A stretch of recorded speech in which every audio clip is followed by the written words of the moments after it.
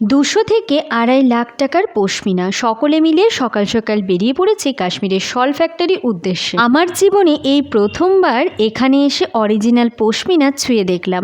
শুধু যে এখানে এসে শাল দেখেছি তাই নয়, দেখেছি শাড়ি, কুর্তি, চুড়িদার পিস, এছাড়াও আরও অনেক কিছু। কাশ্মীরে এসে এরকম অনেক জায়গা পেয়ে যাবে কেনাকাটার জন্য, তবে আমি বলবো একটু খোঁজ খবর নিয়ে ভালো কোনো জায়গা থেকে কেনা উচিত।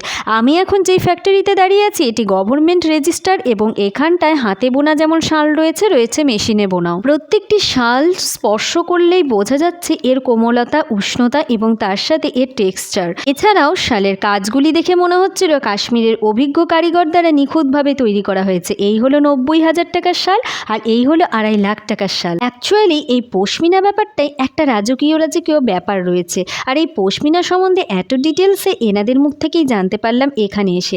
আজকের মিনি ব্লগটি এখানেই শেষ করছি। ভালো লাগলে সাবস্ক্রাইব করে সঙ্গে থেকো।